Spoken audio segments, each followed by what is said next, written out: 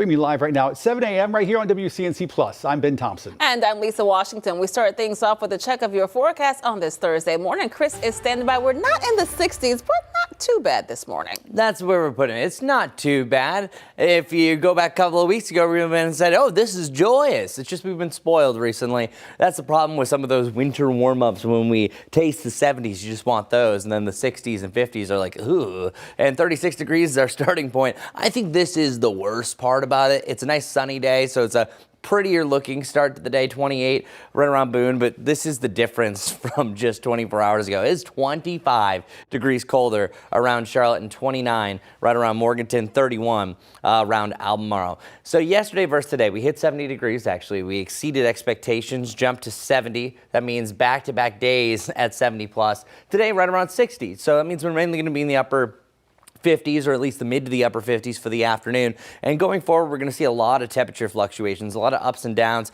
the lower 60s by your Saturday. And then one day stands out from all the rest, and that is going to be Sunday. That's where you have widespread rain across the board. So let's keep that in mind. And our lows also dropping down to freezing on Saturday and really close to by tomorrow. All right, let's get to the main event. What can you expect this weekend? Well, we're on the cusp of a washout type of Sunday, but one thing has changed, and that's the timing. That's great news for Valentine's Day, because Valentine's Eve was looking like a chance for a little bit of rain. It was getting less and less likely, but now I think this is entirely a Sunday event. But since it is slowing down, that means it's more, I think, more of a Sunday afternoon, Sunday evening. So the morning could be dry or at least some very, very light rain. I'll show you what that looks like. First off, this is a beast of a system. It's going to have major headlines as it works its way up into the northeast, around New Jersey, Pennsylvania, New York, up into New England from the snow that's going to provide. But we're all rain, and it's some very heavy rain that comes across this as well. As of right now, it looks to be just a rainmaker, heavy at times heading through the afternoon. So we could have several hours of up to a quarter inch of rain in parts, but I think most of that is down towards the south, and it looks like the mid-afternoon through the middle of the evening is most of the rain is falling compared to what we've seen before. So there's still a chance that some drier air could work in, but in general, still calling for up to around an inch of rain. The upper threshold showing about 1 to 2 inches of rain when this is all said and done. So that 7-day forecast, really not too shabby. After we get done with the rain, that's the only big rain chance that we have for the week. I did keep a 20% chance around just in case it does jog into Monday morning. So there's still a lot of kind of question marks with the timing and how much. And by the middle of the week, we have another disturbance. Doesn't really look to do too much, but it will bring more clouds. But Wednesday, 69, and you can't see it here on the 7-day, but next Thursday, should be back into the mid 70s. So yeah, a lot more 60s and even 70s trying to make a comeback, which I'm not mad about. Okay, let's see how we're starting off the 7 o'clock hour on WCNC Plus with traffic. Good morning, Majestic. Good morning, everyone. Let's get to it as we are following something new this morning. This is going to be I-85 here, mile marker 40 near Graham. Honestly, this is the best camera that we have. Can't show you the actual crash specifically, but here's what we do know. This is where it's at on my map. We do have stop and go traffic, again, southbound lanes on I-85 between exits 40, that's Graham Street, and out towards North Tryon. So we're following that. It's going to be a stop and go commute, about 1 to 2 miles that is backed up there. Once we're heading out towards Gaston County, if you're taking I-85 from the other side of Uptown, that's where it is going to be much lower moving congested traffic. And then right here in Uptown, really not looking too bad. One last thing to let you know about, it's Beatty's Ford Road. It's the off-ramp to West Brookshire Freeway. That's where we do have mainly green, so not too concerned about it. If your morning commute takes you from York County heading into Mecklenburg County, I-77 starting to get a little jam-packed as well, but no current crashes out that direction. Lisa. Majestic, thanks. 7:04 now, and a Huntersville woman remains behind bars after being charged with the murder of her husband. According to the affidavit, last November, police found 54-year-old Susan Perry kneeling on the floor near 58-year-old Robert Joe Perry, who had a gunshot wound. Susan initially called police, reporting his death as a suicide. However, investigators linked her to that crime after searching her phone and questioning her. She is now charged with first-degree murder. A major drug bust has put a Mecklenburg County man behind bars. CMPD says a tip they received sent them to a home in Piedmont Hills Place, where they found several guns, ammo, and a variety of drugs, including fentanyl. 25-year-old Daniel Torres was arrested and faces several drug-related charges. Protesters in Gastonia calling for limits on federal immigration enforcement. Many of them with the group Indivisible Gaston gathering outside Congressman Tim Moore's office yesterday, voicing their opposition to the Trump administration's tactics. They also made their way inside, leaving letters with their demands. We reached out to Congressman Moore's office. They declined to comment.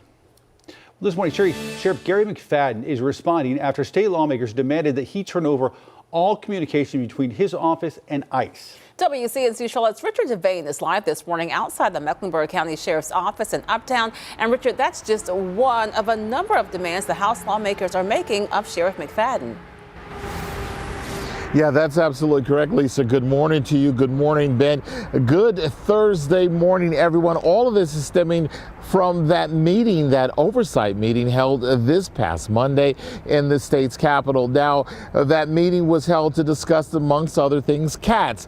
But most of the attention turned to Sheriff McFadden and how he answered when he was questioned by that oversight committee. One leader of the committee calling his answers laughable. Lawmakers say the sheriff, who was questioned for hours, did not clearly answer their questions during the hearings. Now, they also described Gary McFadden as combative and resistant. Those are GOP leadership. In a letter sent Wednesday, the House Oversight Committee ordered McFadden to turn over records by February the 28th. Those documents include emails with federal immigration officials pertaining to emails back last March, jail operations, inmate deaths, as well as McFadden's travel expenses. The request comes as state leaders face growing concerns about safety on cats after several violent incidents and a federal audit that found multiple safety problems. Now, Democrat lawmakers criticize the hearings, calling it political theater, while Republicans say the records are needed to make sure the sheriff's office is being transparent. We spoke to the sheriff, who says the meetings and the items the committee is seeking are not about public safety on the light rail. It was the public lynching of a black sheriff. I hate to say that. I had people call me to say it was a public lynching. We're going to repay you for everything that you caused us to do. When we talk about House Bill 10, House Bill 318, you think about this. This meeting was called because of the stabbing of this young lady. Never was there a question about the stabbing of this young lady. Never a question about what we're doing to make the city and county safe inside the boundaries of the city and county.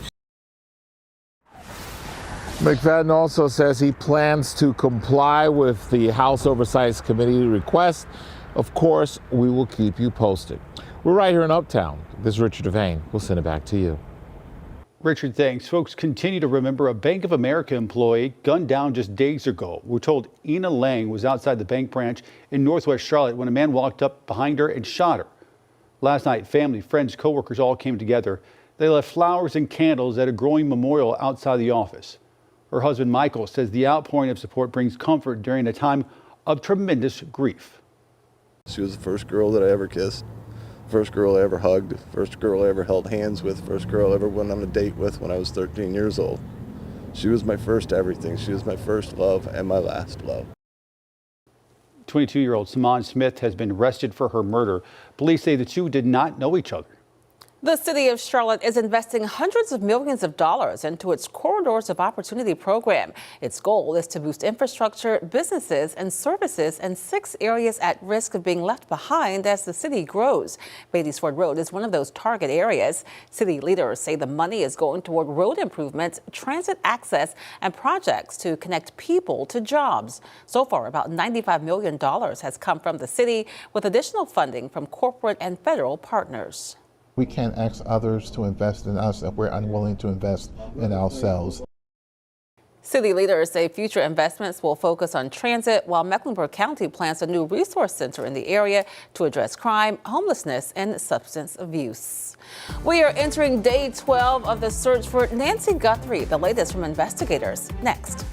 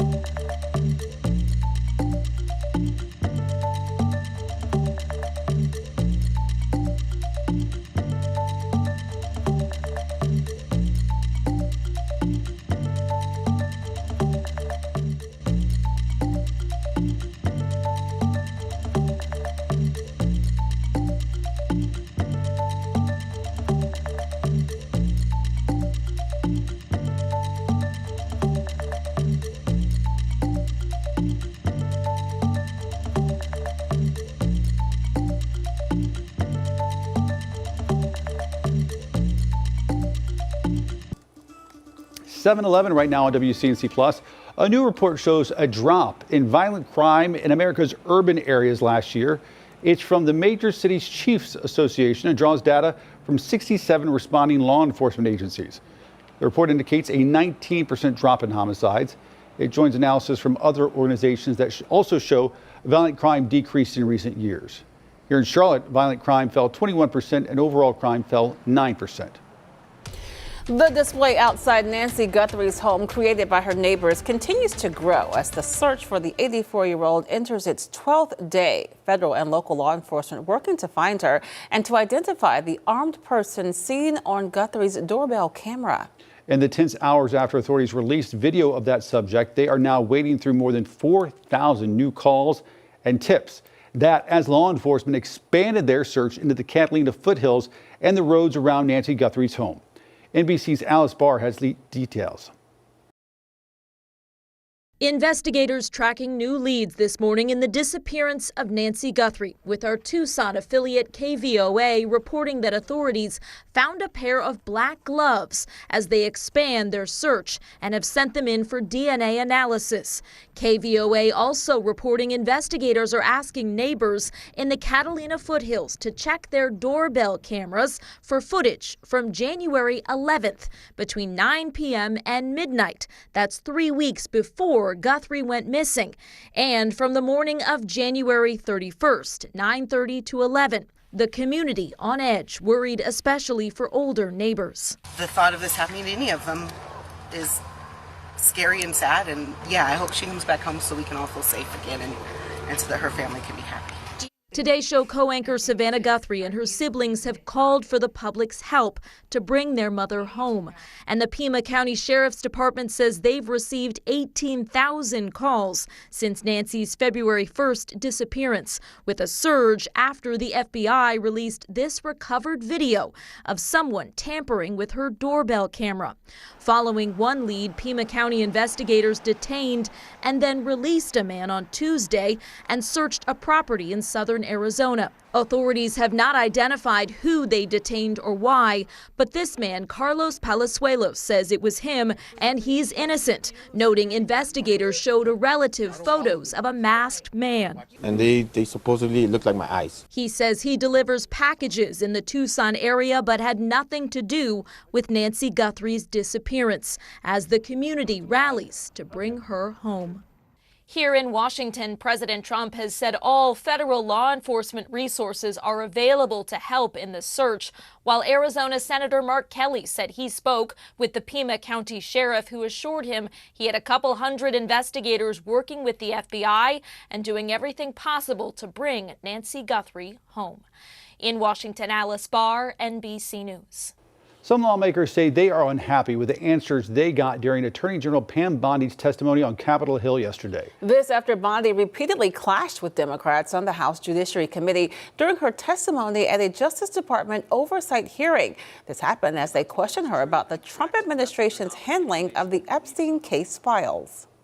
I don't think the temperature is going to come down at all because she's refusing to answer the questions, and the victims are still victims, and they're still hiding the names of the abusers, and until that changes, the temperature's not going to come down. The Epstein victims who were present for that hearing tell NBC News, quote, that Bondi could not even turn around and face us. 7:15 right now, a judge in Tennessee has denied bond for former NFL linebacker Darren Lee. It was Lee's first appearance since his arrest last week on a murder charge in the death of his girlfriend. Investigators say his account of what happened didn't match evidence found throughout the home, including blood in multiple rooms. Lee will remain held without bond, and his preliminary hearing is set for March 9th. Well, today in Black History, we are celebrating the birthday of a legend whose impact stretched far beyond the court. We'll tell you who next.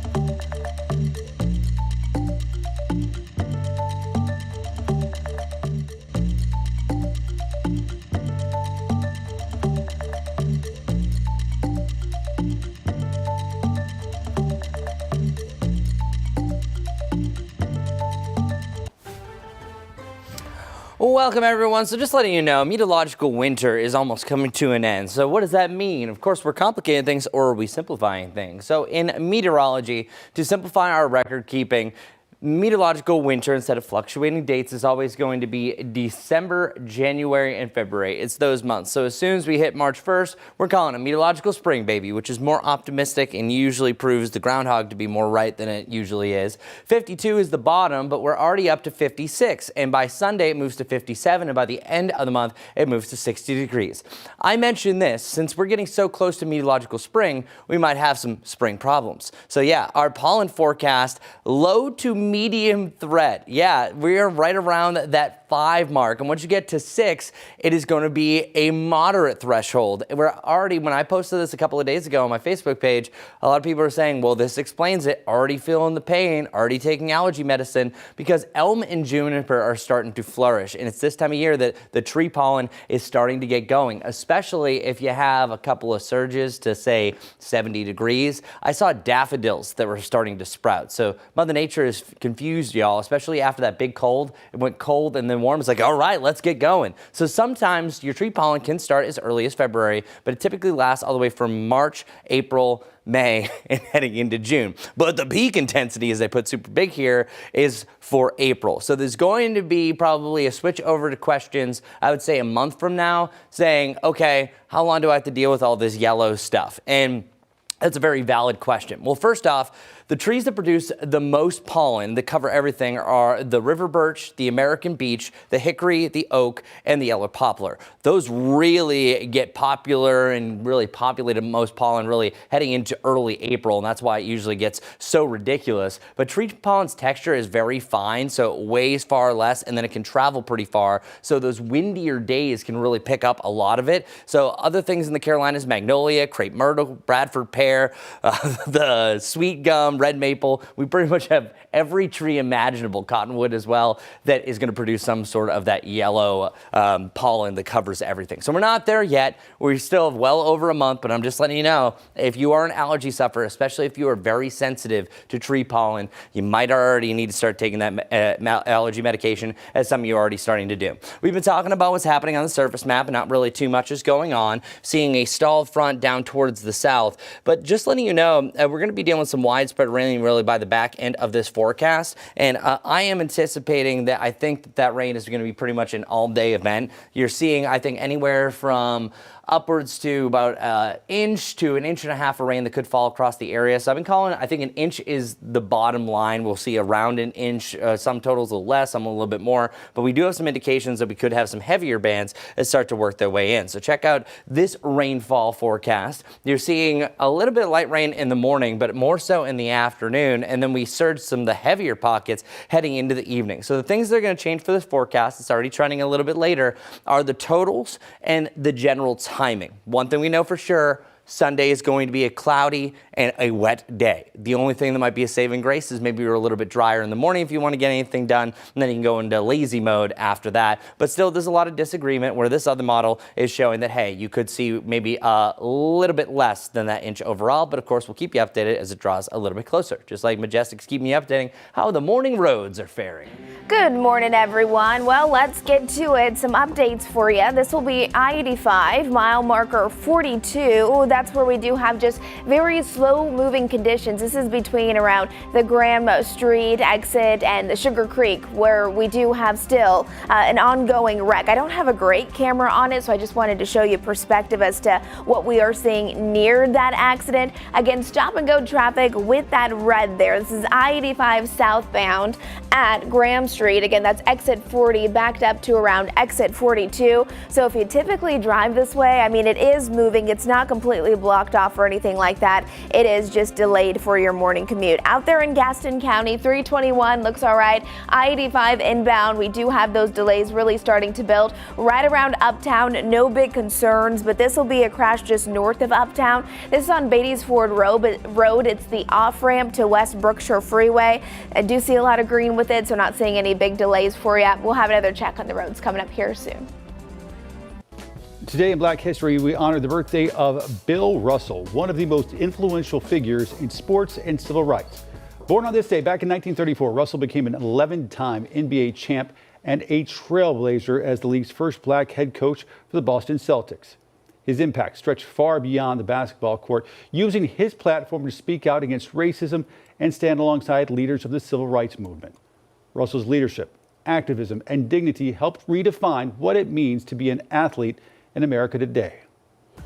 And a thank you to everyone who donated to Scouting for Food. A reminder, there is still time for you to give if you haven't done so already. All you have to do is text Scout for Food to 50155 to make a monetary donation. Every dollar that you donate allows for 4 pounds of food for families who need it. And we're going to take a quick break. We'll make sure that you continue streaming live right here on WCNC Plus. We'll be right back.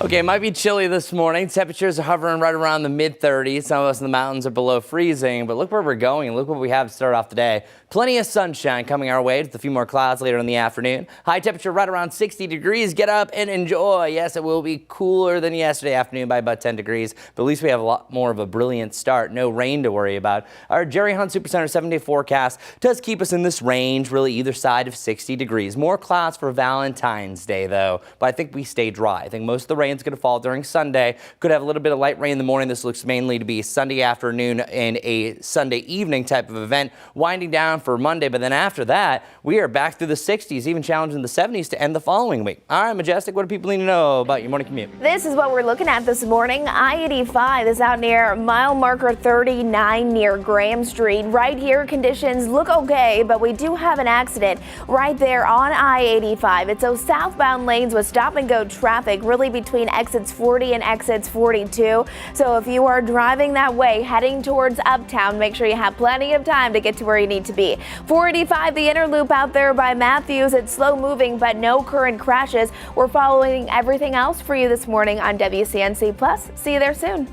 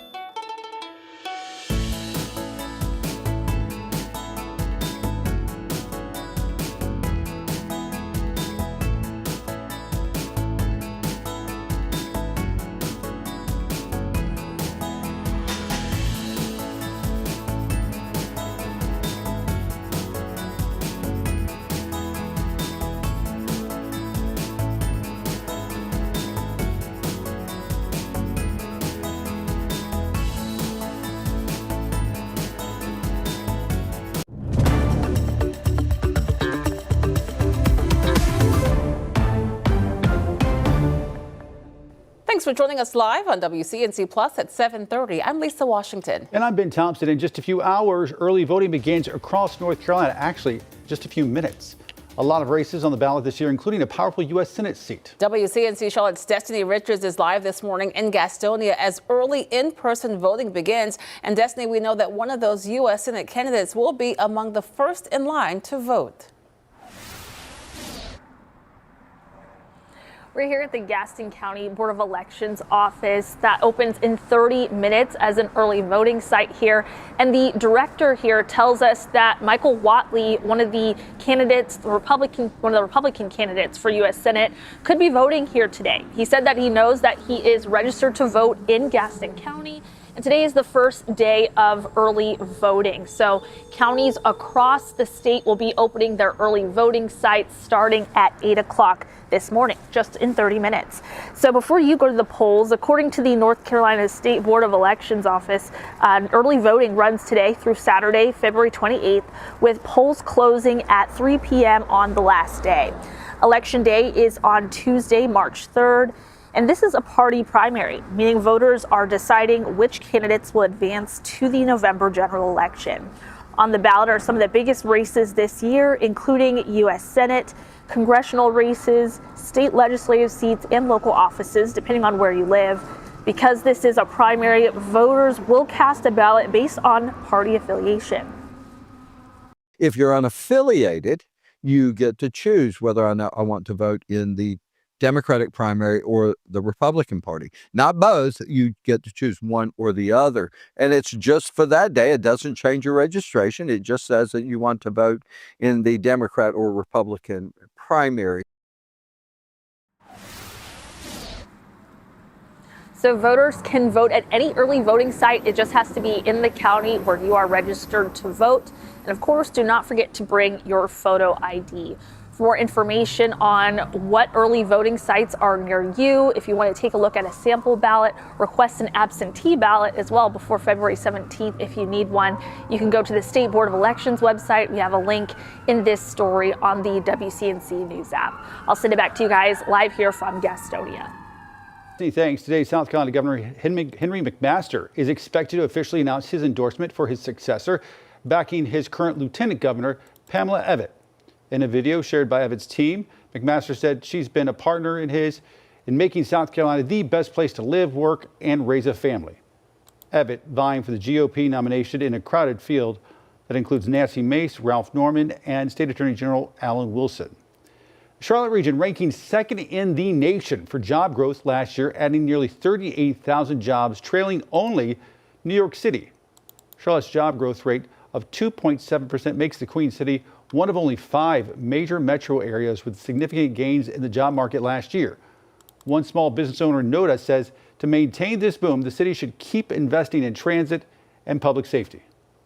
And we really want the police departments to be supported, because with more growth, there's more problem, there's more foot traffic, there's more issues that, we need to have more police. U.S. employers added a surprisingly strong 130,000 jobs last month, and the unemployment rate fell to 4.3%, according to the Labor Department. Newton Police Chief Vidal Sipe is set to retire this spring after 3 decades of military and law enforcement service. He's led that department since 2019 and released a statement saying in part it's been one of the greatest honors of his life. All right, everybody, so let's get right to it. 36 degrees right now, gorgeous right now over Monroe. Check it out, the train slowly going by. Beautiful blues across our Mr. Sparky Carolina camera network.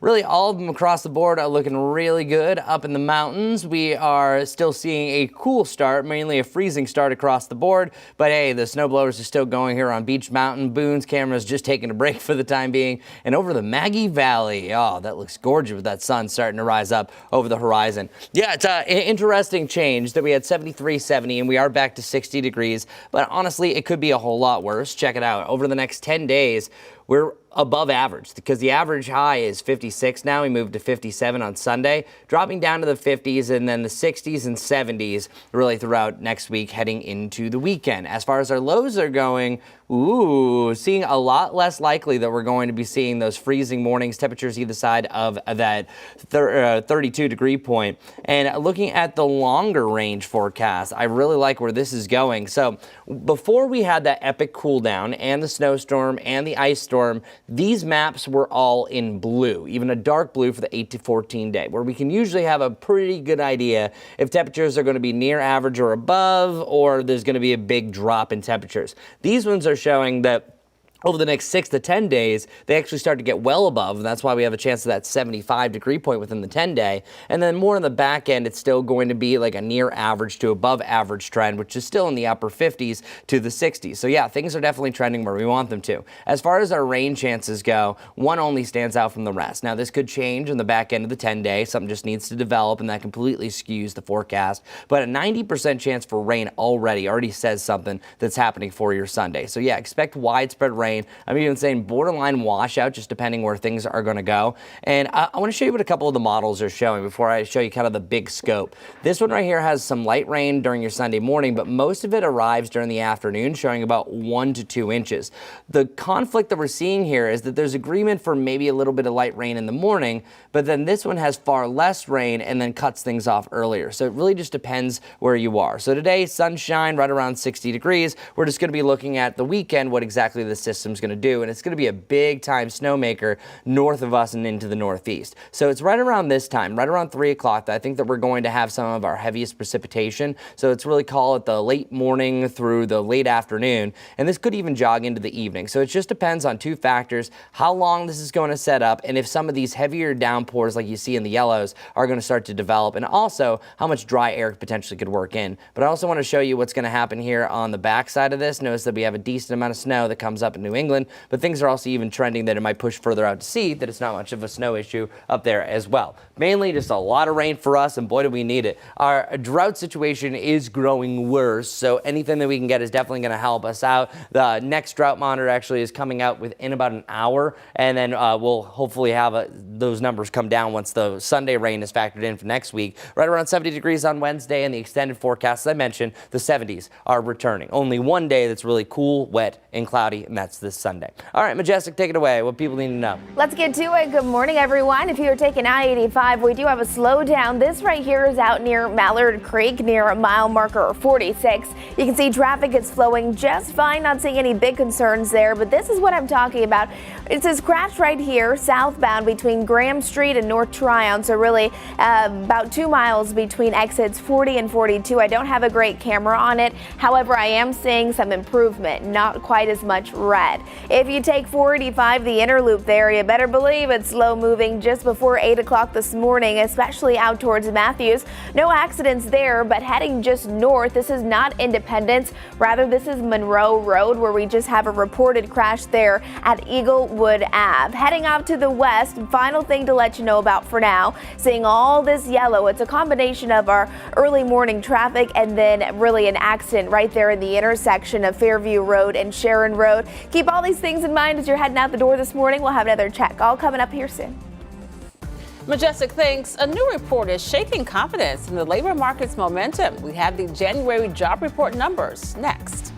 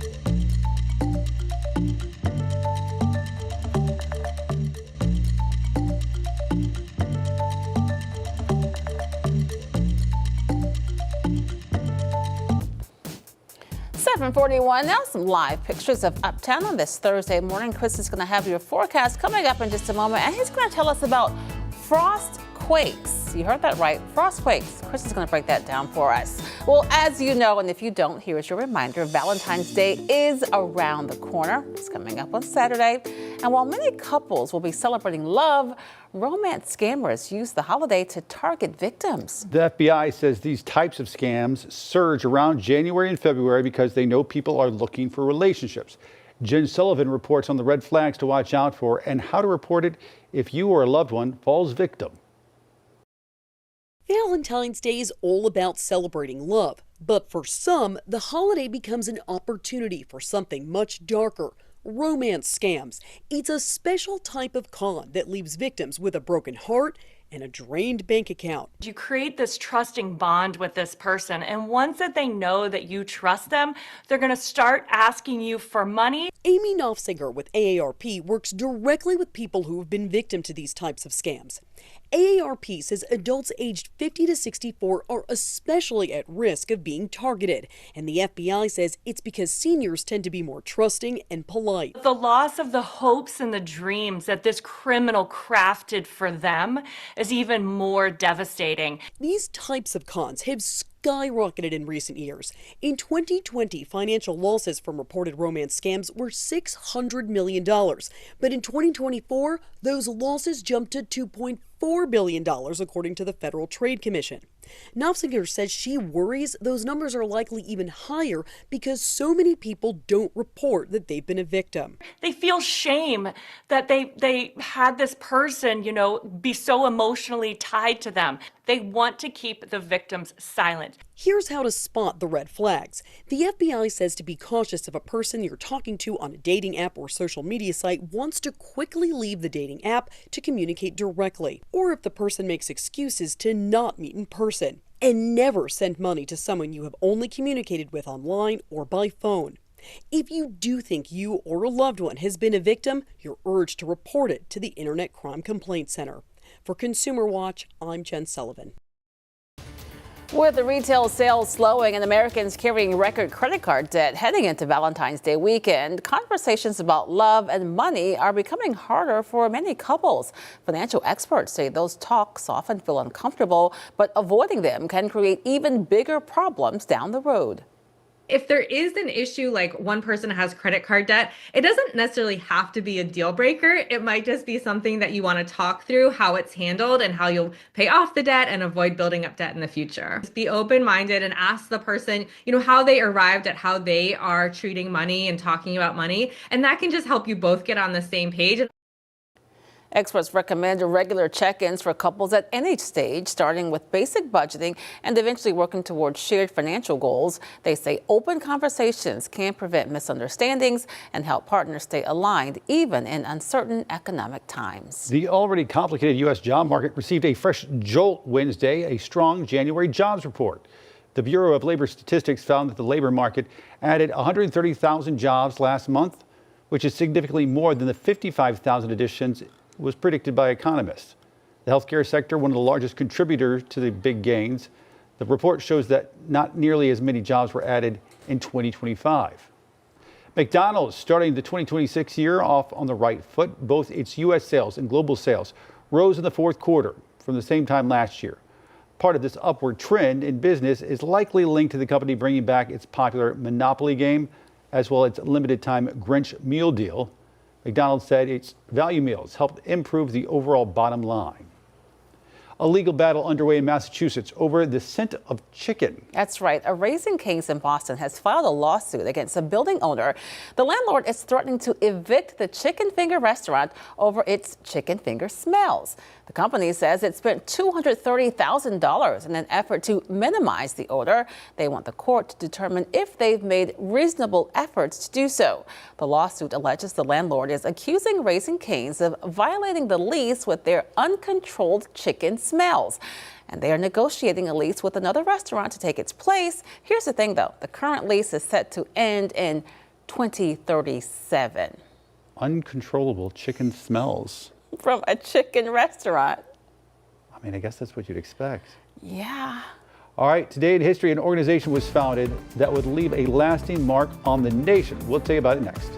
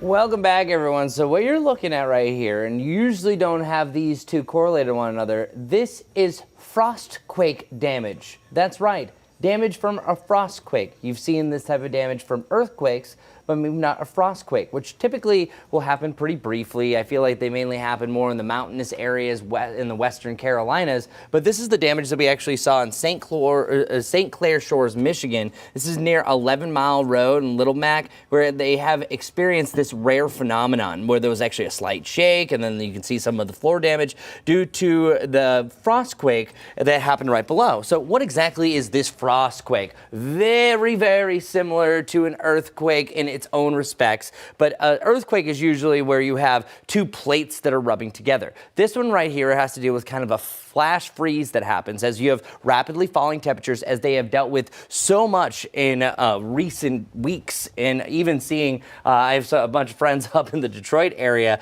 that I think it was 17 straight days that they were below freezing around Detroit, which isn't too far from here. Well, frostquakes, what happens is whenever you have that big fall in temperatures, it causes any of that underground water to freeze, and oftentimes it happens super fast. This little layer of ice is going to expand. As that ice expands, it adds a little bit extra pressure to the surrounding soil and bedrock, and then you have a quick little frost quake. So that pressure allows for a quick little crack, and then sometimes you can be directly underneath it. So if it is as rapid as what happened here, it can reach the surface, and if anything is built above, such as the ground, that's why it caused so much damage around those tiles. So usually, again, that was a super rare occurrence that a frost quake is just going to kind of rumble things, and that's going to be it. But rarely do you see any damage as we just saw. So yeah, Michigan, boy, have they really dealt with quite the winter so far. Here are our temperatures. We have 32 degrees right around Nashville. We have 40 degrees around Atlanta. We're at 36 here in Charlotte. But Marquette, 9 degrees, 26 over in Chicago, and honestly, you were dealing with a lot more of those negative values in the UP. And looking at our winter severity index, so this is more of a complicated thing, but for Charlotte, North Carolina, what this is simply doing is it's tracking some of the more previous years that we've had, and it really puts it and equates it to what we typically see. And in general, this winter has now been trending as one of the worst that we've seen over the last decade, and a borderline extreme circumstances with all the ice that we saw. And it was that snowstorm alone that really put us into that criteria, and then also the temperatures being all over the place as well. So it has been a severe, borderline extreme winter. We really just can't wait for that spring weather to start to head our way. As far as where we're going after today, it isn't going to be really a big shock and awe to the system. You will see a little bit of a come down, but I'm not seeing any immediate breaks in the trend as we have seen just a couple of weeks ago. And I'm not saying that we're not going to have winter weather again.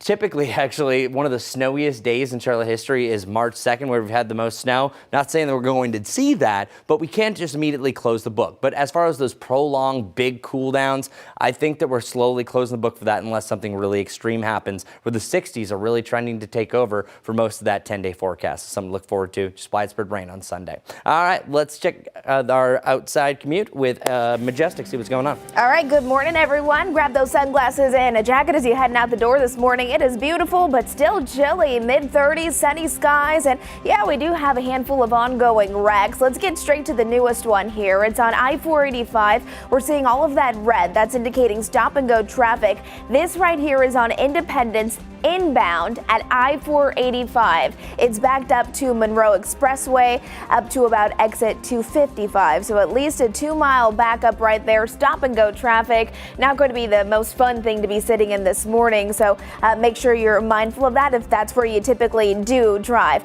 Now, our secondary one is not on Independence, but it's really close to it. It's Monroe Road South at Eaglewood Ave. That's where we do have a minor delay. And then that crash here on I-85, I've been following it now for at least the last hour. This is going to be I-85 southbound between 40 and 42. Those are the exits, but it is improving. However, we do still have a lot of traffic as people are taking southbound on I-85 heading towards Charlotte. All right, that's what I'm looking at right now. We'll have more coming up soon. Majestic, thanks. Today marks the NAACP's Founders Day, honoring the creation of the National Association for the Advancement of Colored People. It was founded on February 12, 1909. The organization was formed by leaders including W.E.B. Du Bois and Ida B. Wells in response to rising racial violence and discrimination. The NAACP went on to play a major role in the fight against lynching, segregation, and voter suppression. More than 100 years later, the organization remains the nation's oldest and largest civil rights organization. All right, 7:55 just about right now. Keep it right here on WCNC Plus. We're back after this break.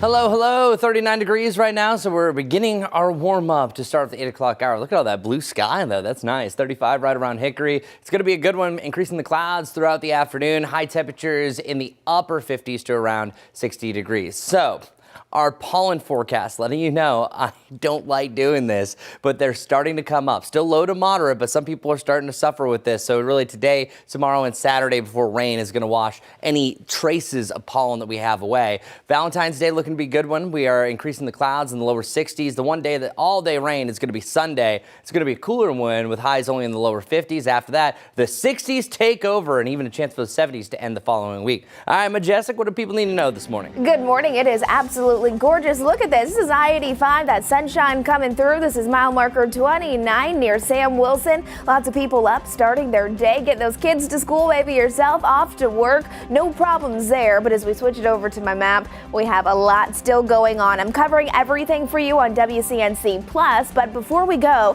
there is this crash right here on Independence inbound at I-485. It is backed up to Monroe Expressway. So 253 to 255, there will be a slowdown.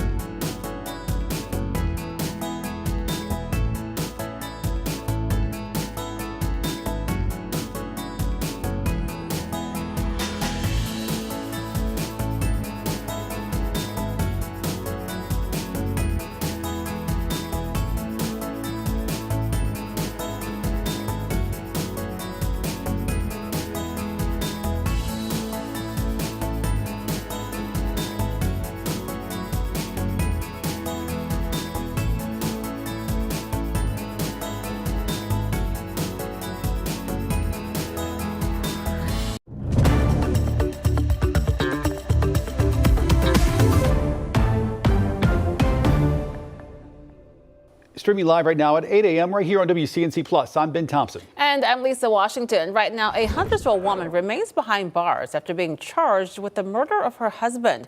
According to the affidavit, last November, police found 54-year-old Susan Perry kneeling on the floor near 58-year-old Robert Joe Perry, who had a gunshot wound. Susan called police, reporting his death as a suicide. However, investigators linked her to the crime after searching her phone and questioning her. She is now charged with first-degree murder. And a major drug bust has put a Mecklenburg County man behind bars. The CMPD says it received a tip to a home in Piedmont Hills Place where they found several guns, ammo, and a variety of drugs, including fentanyl. 25-year-old Daniel Torres was arrested and faces several drug-related charges. Protesters in Gastonia calling for limits on federal immigration enforcement. Many of them with the group Indivisible Gaston gathering outside Congressman Tim Moore's office yesterday, voicing their opposition to some of the Trump administration's tactics. They also went inside, leaving letters with their demands. We reached out to the Congressman's office. They declined to comment. This morning, Sheriff Gary McFadden responding after state lawmakers demanded he turn over all communication between his office and ICE. WCNC Charlotte's Richard Devane is live this morning outside the Mecklenburg County Sheriff's Office in Uptown. And Richard, that's just one of several demands the lawmakers have for the sheriff. Yeah, that's absolutely correct. Lisa, good morning to you. Good morning, Ben. Good Thursday morning. Folks on the Plus, basically, the sheriff responded to these requests saying that he would comply, but he also made some strong allegations, also talking about what he thinks was the real motivation behind that meeting, which was supposed to be about cats and overall security.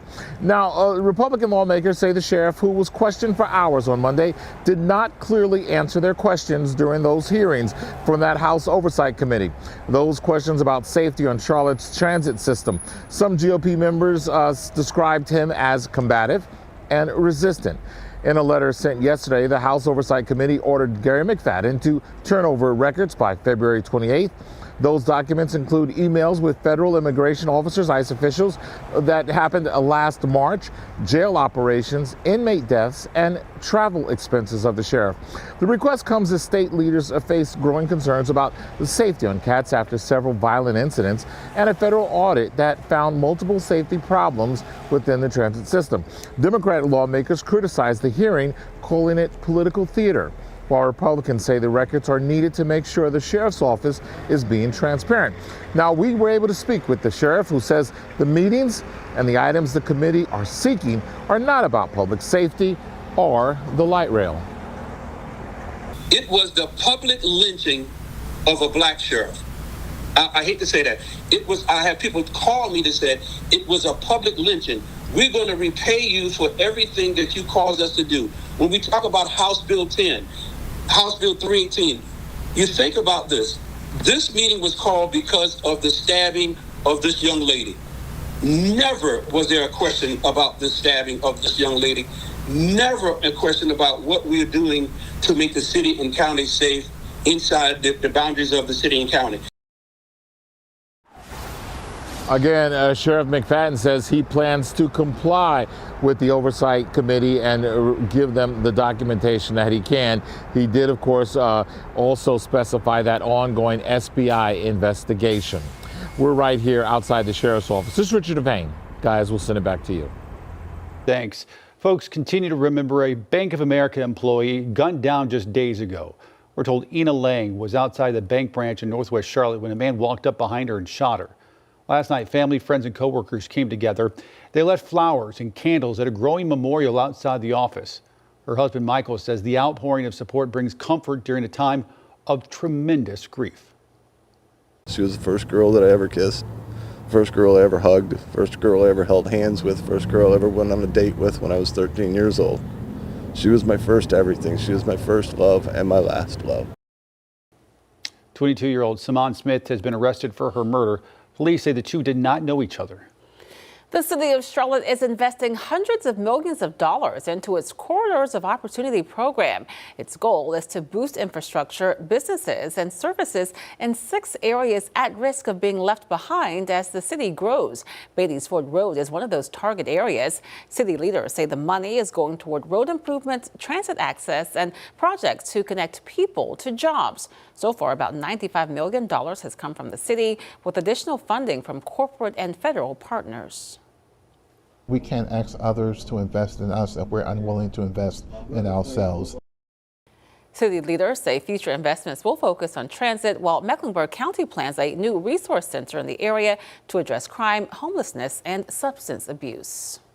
All right, 8:05 now. Let's check back in with Chris for more on our forecast today. And thankfully, plenty of sunshine, at least for now. Yeah, we got some more clouds later on, but this is a good one. A much better start than yesterday. Now, it's not going to be as warm as yesterday, and we're still going to have an on and off chillier breeze, but not bad. Kannapolis, not a cloud in the sky. Absolutely picture perfect. Dallas doing its thing. You can see some of those upper level clouds off in the distance, so those wispy cirrus clouds will be with us. Depending where you are, of course, you're going to have different temperatures. We have a bunch of different microclimates, such as the lower 40s here in the mountains. It's warmer usually through parts of what we call the isothermal belt over in Morganton, 57 degrees there, and then the mid 50s for Lenore, Hickory, Taylorsville, 58 right around Maiden, and then right around 60 degrees back and forth across the I-85 corridor, the mid to the upper 50s north of Charlotte, and then challenging even the parts of the lower 60s the further south you go. As I mentioned, we're going to increase some more clouds a little bit later on. But nothing really major is coming in the short term, so that's going to be some good news. So here's what it looks like over the next 36 hours. Really a whole lot of nothing, just a couple of troughs that are trying to provide a little extra lift and a little extra cloud cover. I think it's going to be the cloudiest really heading into the evening, but then once you get to tomorrow, we're actually starting to clear out some of those clouds, so good news. So tomorrow we're at 58 degrees, still holding on to that sunshine. I think more sunshine in the afternoon than what we have today.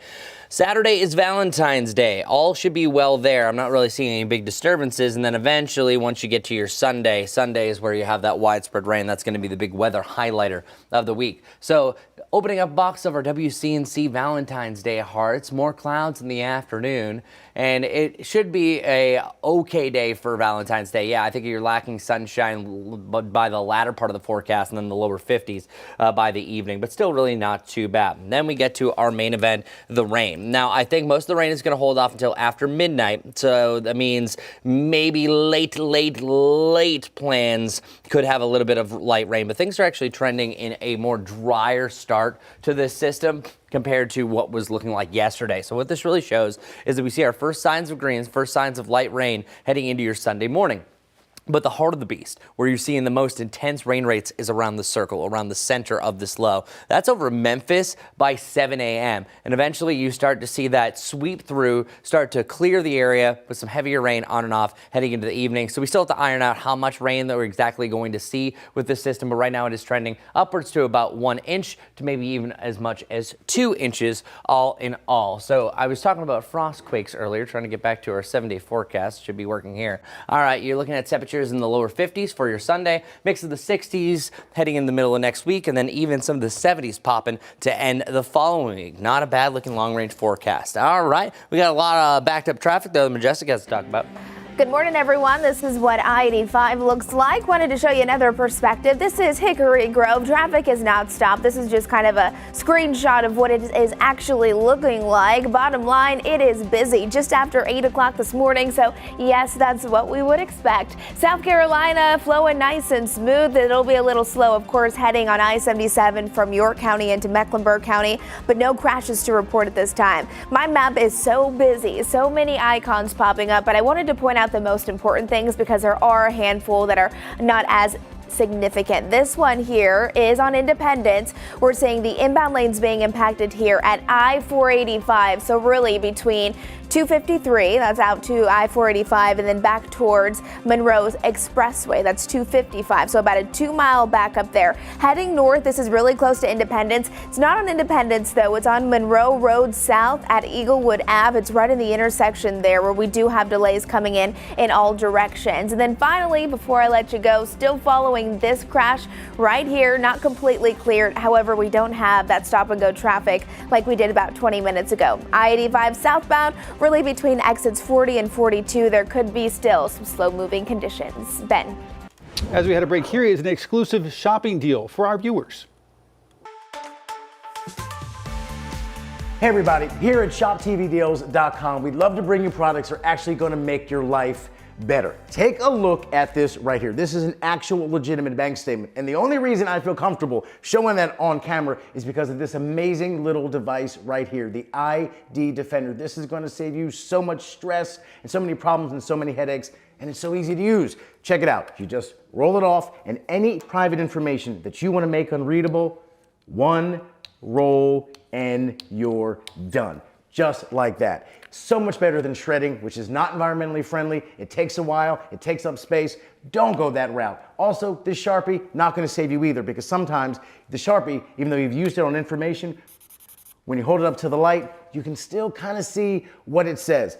Years ago, I was taking care of my sick dad and I had to deal with all of his papers. I wish I'd had this. I could have saved a fortune in shredding. 6.5 million cases of identity theft reported to the government in 2024 alone. That's a massive problem, but here's a simple solution. On top of that, we have an absolutely great deal for you. Almost 50% off this 3-pack yours for $24.97. For more information, just check out that QR code, scan it there on the bottom of your screen, or check us out online at ShopTVDeals.com. The ID Defender, a simple, amazing solution to a big and growing problem. Be sure to check it out. Keep you and your family safe.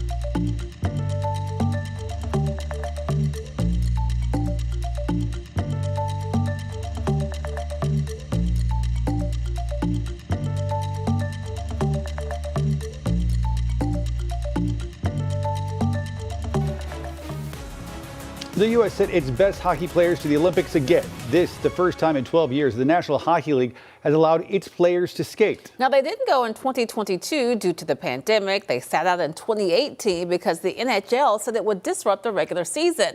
Their participation this year wasn't cemented until the 11th hour due to concerns about the ice at Milan's venues. Last month, the NHL sent its own experts to trial events and concluded it is safe enough. Each of the league's 32 teams has at least one representative at the Winter Games. Well, one of the most warm-hearted Olympic traditions isn't found on the slopes or the tracks. It's happening among fans who gather to trade pins and often build friendships in the process. Pin trading at the Olympics has been around for decades, creating a community where collectors connect over tiny pieces of Olympic history. Some pins may go for $300, $400. Wow. I've seen pins as high as $2,000. And the exciting part about it for me is it's a great way to meet people. Because if you think about it, if you walk down the street anywhere in the world and you're just walking down the street, it's hard to go up to somebody that you don't know and have them accept you easily. Collectors say each pin tells a story, but the real value is the people they meet along the way. And with every Olympics, the tradition grows, proving that sometimes the smallest souvenirs create the biggest connections. The Winter Olympics doesn't stop here. Coming up next, we're going to talk to you about a figure skating move that's forever changed ice skating and the person who did it.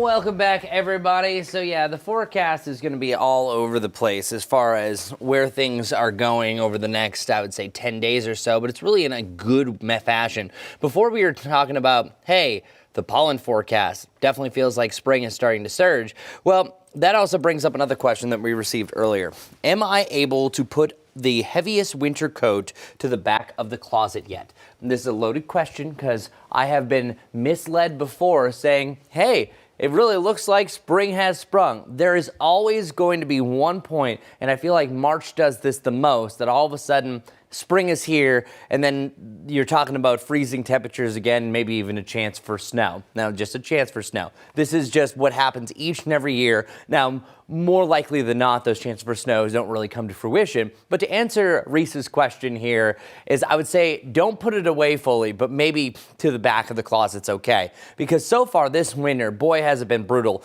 And what I really want to point out here is these lines that you're seeing are all the different years that we have had over the last decade as far as ranking their winter severity. Notice how ours is matching this red line, which was 2017, 2018, where we had some of the most significant snows that constantly were pushing through, or we're actually beating that. But notice what happens once you get to this point, that these lines start to flatline. So we're pretty much already past the point that we see some of the biggest spikes. There's still a chance for a few come-ups here that all in all we could still average that severity for the rest of winter or even jogging into March. But this chart here is showing that things have already been pretty bad, but we are actually having a better chance as far as climatology goes and the averages go, that we don't have as big of a cool down. So if we are going to have some big drops in temperatures, I think they're a little bit more short-lived compared to multiple days that are that cold. Also, over the next 10, we're also seeing some much warmer hope. Temperatures dropping down into the lower 50s on Sunday. Then we have a mix of the 60s and 70s. That's right, the 60s and 70s. It wasn't too long ago. We were talking about the 30s and 40s for highs, and that literally was only about a couple weeks. Meanwhile, the long-range outlook that we have from the Climate Prediction Center is showing a 6 to 10-day outlook of likely above average temperatures, which, by the way, our new averages are 56, moving to 57 this week. And by the end of the month, it's around 60 degrees. And even the 8 to 14 day, everything is in that orange color. The last time that we had that big epic cool down in the couple of weeks back to back that we had the ice storm, where we had the snowstorm, these maps were blaringly dark blue, representing big time cool downs. That oftentimes it's the temperature trends where either above average or below average, we can really see that deeper into the future. Now, outside of 14 days, I think that's going to bring us a little bit close to March, and that's usually where we have some of our worst temperature swings overall. So just letting you know that. Meteorological winter, by the way, is almost over here in the weather world. We simplify our record keeping that December, January, and February are technically the winter months. And once you get to March, we are calling it spring. So it's already starting to feel like spring has sprung, but we're not quite there. So let's get right to your 7-day forecast. Here it is. Temperatures are going to be really all up and down to either side of 60 degrees over the next 3 days. We have sunshine turning to a few more clouds later on today. Still a beautiful day. Don't get me wrong. It's just a little disappointing when you're just in the lower 70s back-to-back days.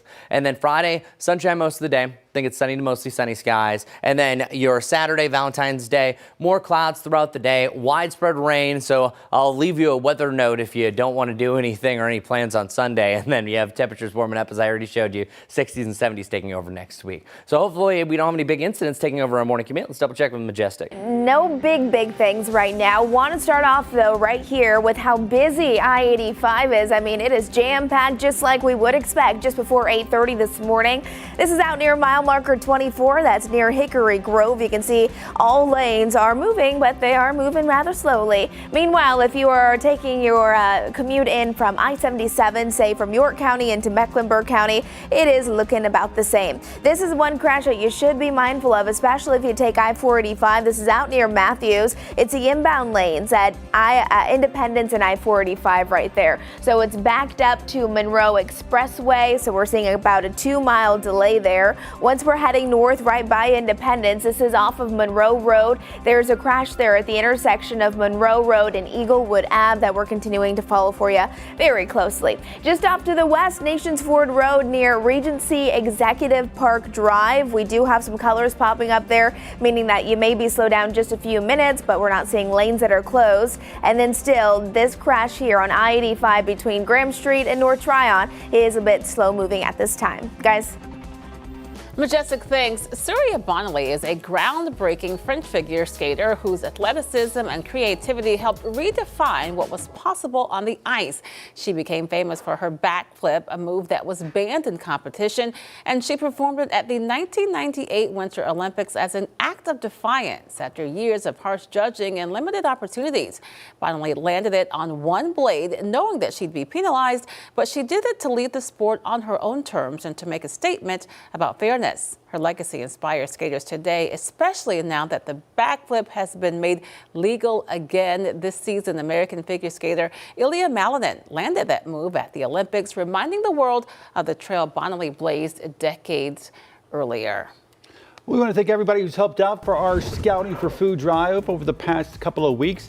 And a reminder, there's still time to give. All you got to do is text Scout for Food to 50155 to make a monetary donation. Every dollar you give turns into 4 pounds of food for families who need it most. 8:24 right now, live pictures right now over uptown Charlotte on your Thursday morning. Keep it right here on WCNC Plus. Another check of your morning commute and your forecast next.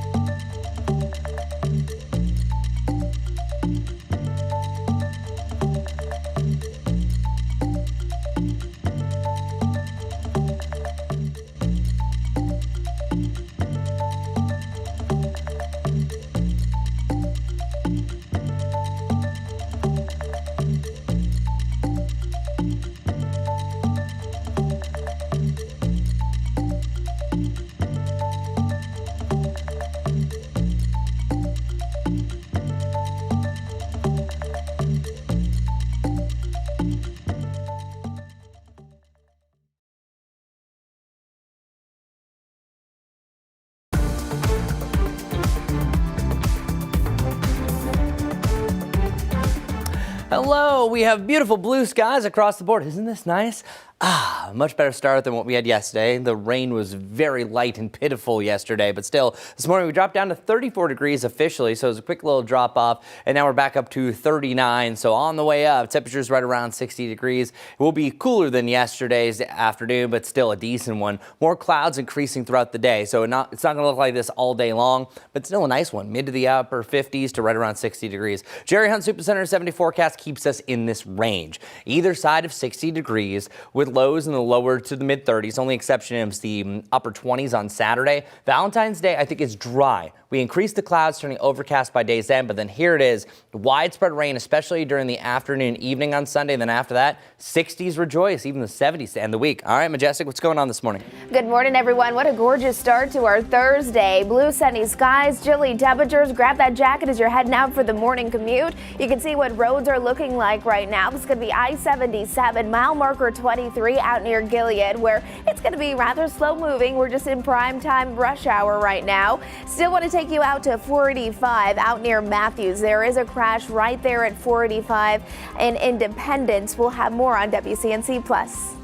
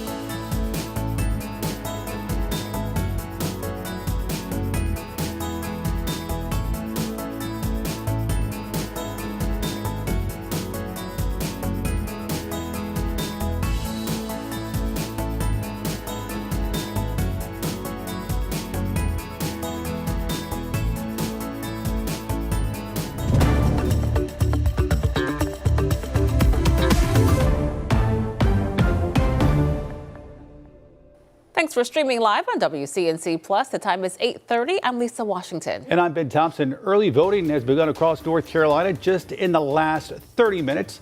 A lot of races on the ballot this year, including a powerful U.S. Senate seat. WCNC Charlotte's Destiny Richards is live this morning in Gastonia as that early in-person voting begins. And Destiny, we know that one of those U.S. Senate hopefuls says he will be among the first to vote there.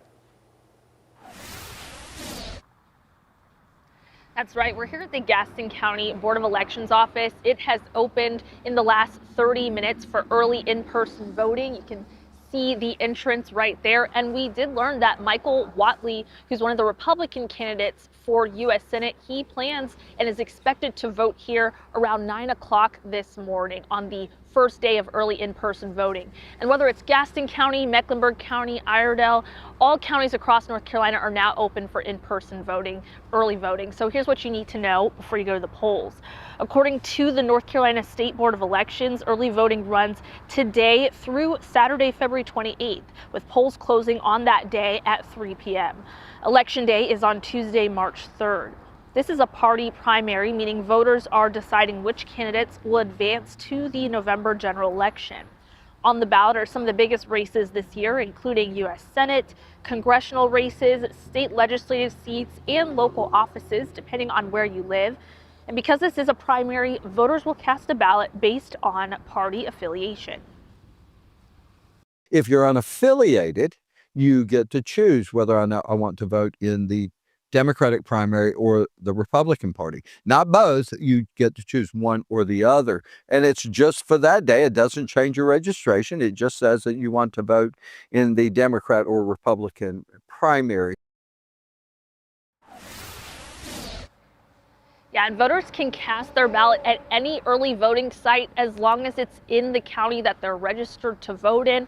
Also, make sure you check hours. They could be different depending on what county you're in, but most should be open for early in-person voting through 7:30 p.m., 8 to 7:30 p.m. Monday through Friday. And then on that last day, again, February 28th, a Saturday, closing at 3 p.m.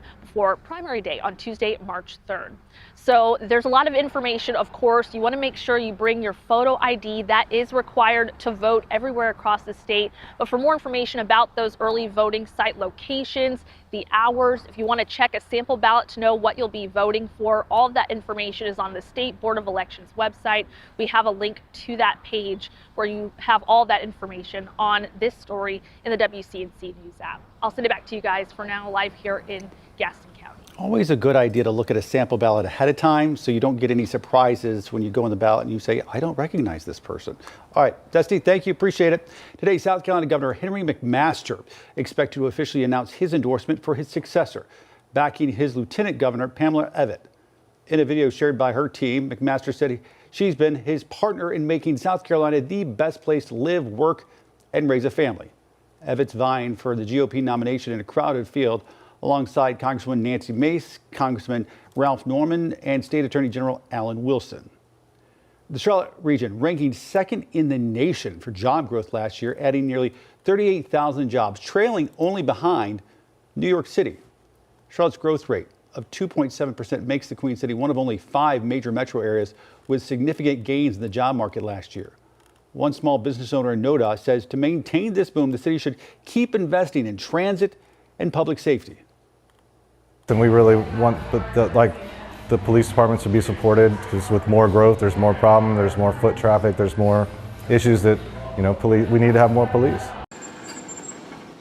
U.S. employers added a surprisingly strong 130,000 jobs last month, and the unemployment rate fell to 4.3%, according to the Labor Department. Newton Police Chief Vidal Sipe set to retire this spring after 3 decades of military and law enforcement service.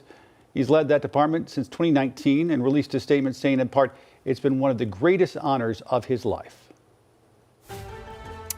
All right, rain is on the way, but not right away. Let's just talk about the beauty that is around us, though. Beautiful blue skies across much of the area. So here's Charlotte Motor Speedway, and that's nice. We're going to have sunshine for the first part of the day, and then picking up a few more clouds a little bit later on. That's not going to be a major deal. And your Thursday forecast looking A-OK, right around 60 degrees for Charlotte, mid to the upper 50s to the north, and then you're locked in the 40s up in the high country. So I know it's a little mean for you, because even the Boone area was celebrating the 60s when we had the 70s down here in Charlotte. So Mr. Parker Carolina Camera Network doing the area justice because it is that pretty. Now, by the end of the afternoon, as I mentioned, we're going to have more clouds. Still not completely overcast. We'll have that by the end of your Valentine's Day on Saturday. But in the near term, just kind of mixing clouds pass over the next few days. Here's what it looks like in our futurecast. Seeing some real clouds take over by the mid to late afternoon, so still ample sunshine for most of the day. Thickest clouds will be during the evening hours. There's a slight chance for a flurry over Nashville, but I think the rest of us are going to stay dry. And then here's what Friday looks like. Let me get my big head out of the way. Through most of the day, sunshine. So I think Friday is a sunny to a mostly sunny one. And then Saturday morning will be sunny as well. So any early Valentine's Day plans, you got sunshine. And then by the afternoon, clouds increase. By the evening, it's completely overcast, which will keep things on the milder side. We don't really see signs of light rain showers until close to about midnight in our western zones. So most of your Valentine's hours looking like they are going to stay dry before we have this next wet weather system that's moving in behind. So Saturday, you're good. I don't even have really a hit or miss criteria for you, but it's either going to be widespread rain or a washout, meaning it's going to rain most of the day. And I think most of the rain will be certainly in the afternoon, the evening. The only kind of tricky part is when is it going to arrive? Because now each day this keeps getting slower. Before it was looking like oh, sorry, it's going to rain Valentine's evening. Oh, you might be okay, but it's going to be the back end. Oh, now it's not going to rain until Sunday morning. That's where we're at right now. That you don't really see signs of really widespread accumulating rain until about mid to late morning. Yesterday it was looking like closer to midnight that this was rolling in, and the heaviest rain, that hasn't changed too much, still really into the afternoon. But then the question after that is how long is it going to linger? If it lingers longer, we're going to have so much higher rain totals, and that's what this model is representing. This model would put about 1 to 2 inches across the area. Other ones are showing some dry air starts to work in, it accelerates, and we see close to an inch. But regardless, an inch of rain is great. So the norms across our 7-day, this is called the quantitative precipitation forecast, QPF. This just shows that, hey, we have an average of about an inch across the area. That's what you like to see, where some models showing more, some models are showing less. So let's get right to your 7-day forecast. 7-day forecast shows the coolest, the wettest, and the cloudiest day as Sunday. After that, the 60s, even the 70s for the entirety of the week. Really only Sunday is the day that it's gonna rain. All right, Majestic, what's going on? It's gorgeous outside, like Chris has been mentioning. One thing to know, though, is that it's very busy, that's for sure. This is going to be I-77 out near mile marker 7 near Clanton. I don't have any big problems there on I-77, but we do still have our own issues, looking at a handful of ongoing crashes. This one here is still going to be the biggest concern. It's on really off of Independence and I-485, so exit 253. If you take that, that's where the crash actually is. It's about a 2 to 3 mile backup right now. Just to the north, still right between the intersection of Monroe and Eaglewood Ave, there is an ongoing crash with minimal delays. And then this was a crash that was just cleared, but I still wanted to point it out because we still have slow moving traffic. Nations Ford Road near Regency Executive Park Drive. That's where it is going to be slow moving. And then this one just cleared as well, Fairview Road at Sharon Road. Guys. The jury has finally been seated in a Georgia school shooting case that's drawn national attention. What prosecutors are alleging about the father of that suspect next.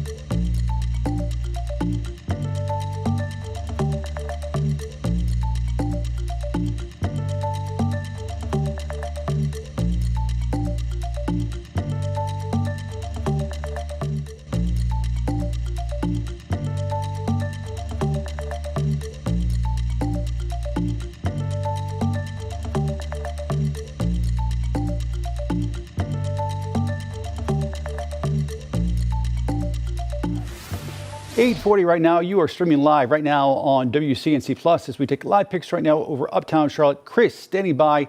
He has the latest on your weather impact forecast coming up in just a few minutes. It is now day 12 in the search for Today's Show host Savannah Guthrie's 84-year-old mother, Nancy. Nancy Guthrie was last seen January 31st before she was apparently kidnapped, disappearing from her Arizona home without her phone or critical medication. Reed Binion has the latest on the search. It's horrible. It brings the community together. I know Savannah has a lot of support there in Tucson. Senator Mark Kelly of Arizona speaking about the heartbreaking and baffling story playing out in his home state. The search for Today's Show host Savannah Guthrie's mother, Nancy, now in its 12th day.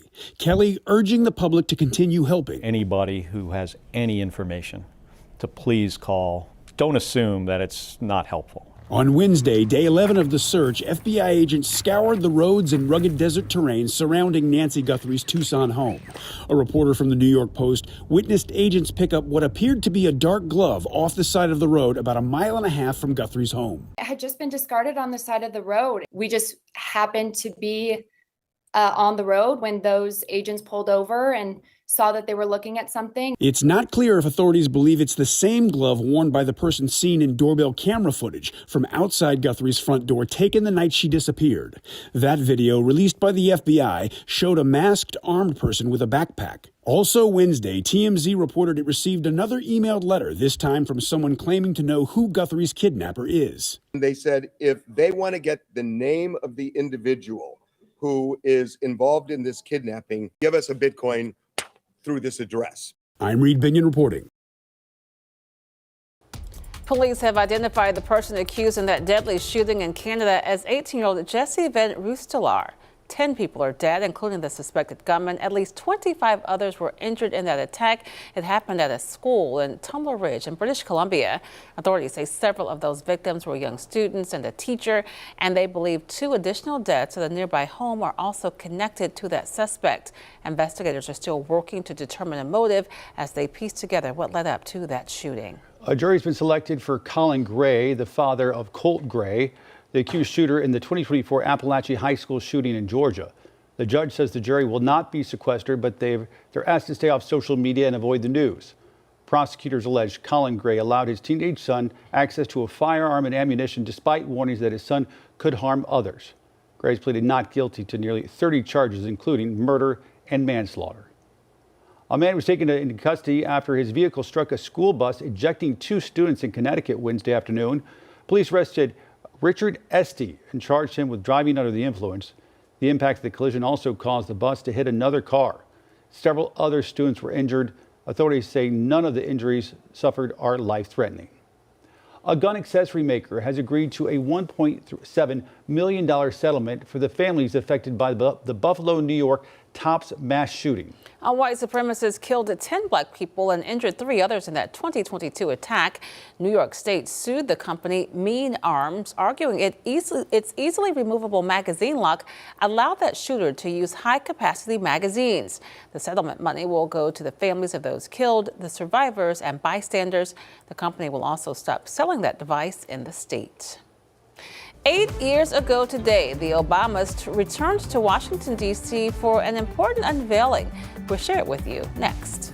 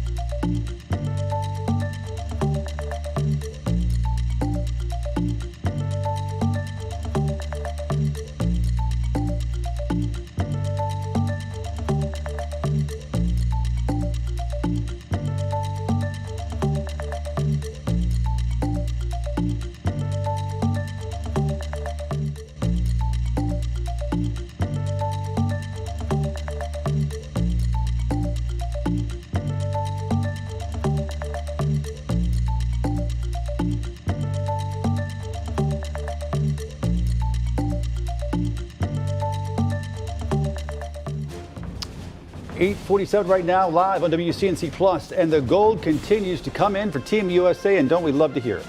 The nation now up to 12 total medals, with speed skater Jordan Stoltz adding another gold to the count. That's right. Cheryl Preheim joins us live once again from Milan this morning. And Cheryl, I understand you have some news about a proposal?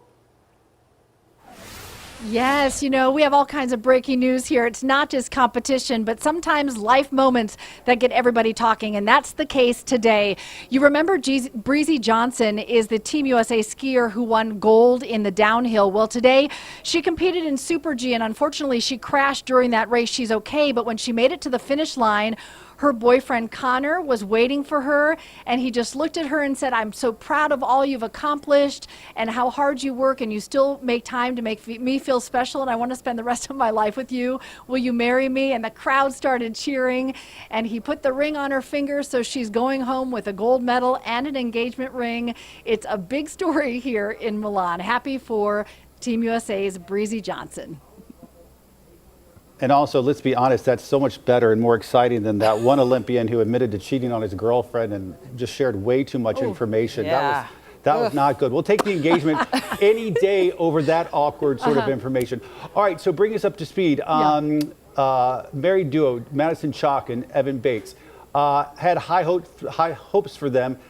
Didn't work out exactly as some folks had wanted. What happened? Yeah, you know, we actually had a chance to talk to them just a little bit ago. Madison and Evan were here in the space talking about that performance, and they are all class, I'll tell you that. But absolutely, they wanted gold and were very close to it. They get silver just by about 1 point, actually the closest margin between gold and silver in that event at the Olympics in 24 years. So they lost to the French team, but they say, hey, we put everything we had out on the ice. They really were flawless. It was a season best performance in terms of the score, just not quite enough. This is their 4th Olympics, and you know, they've skated a lot. It was their 4th skate in 6 days. They're 33 and 37. They helped the team win that gold, so they take home a gold and a silver, and they say they're proud of that, but they said there's no doubt about it. When you come that close, it still hurts. I can only imagine so, and they are so great together. It's always a pleasure to watch them. Okay, Cheryl, very quickly, I understand you had some mini mascots with you this morning. Tell us more.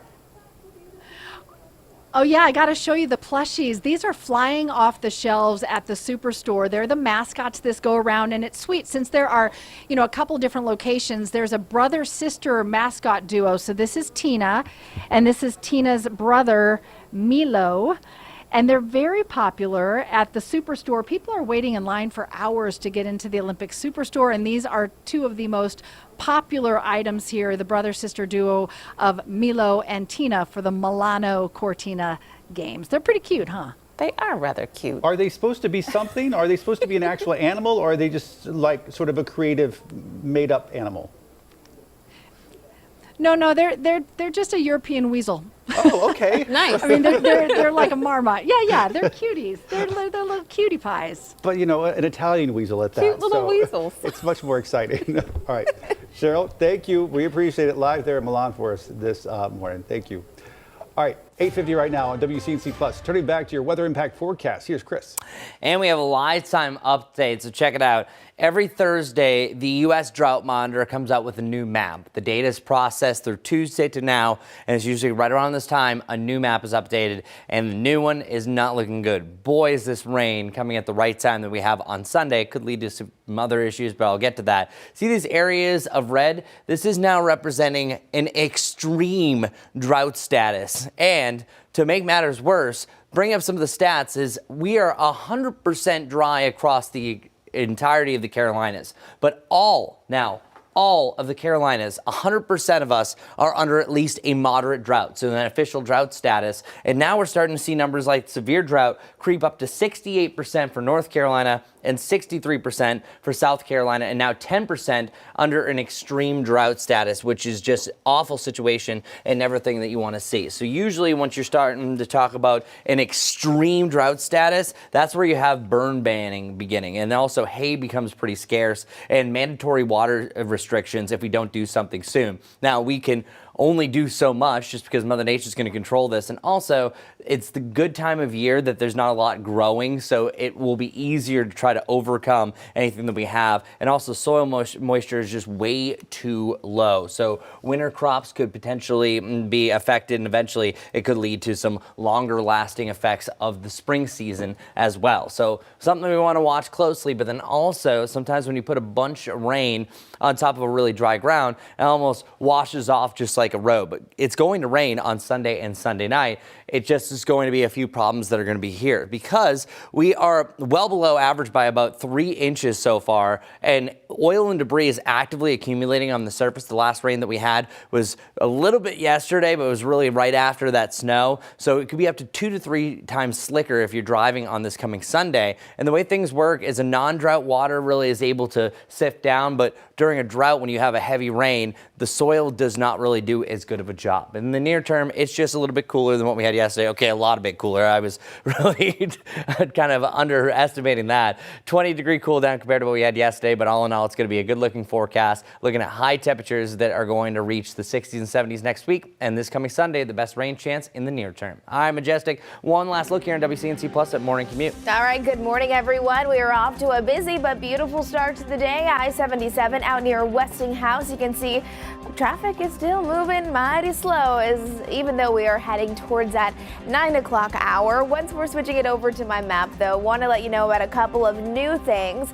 This is just south of Uptown. It's on South Tryon Street at Clanton Road. The traffic lights are not working, so make sure you're paying attention as you're traveling this morning. Another very important thing, this is I-45, the outer loop. There is a crash there at Pineville Matthews Road at exit 64, right there where it meets Johnston Road. So we do have stop and go conditions on the outer loop of I-485, the south end of it. And then this is also a newer one, right at the intersection of Central Ave and North Sharon Amity Road. There's an ongoing crash. It's in the middle of the road. It's slowing you down a couple of minutes. They're working to get it cleared. Guys.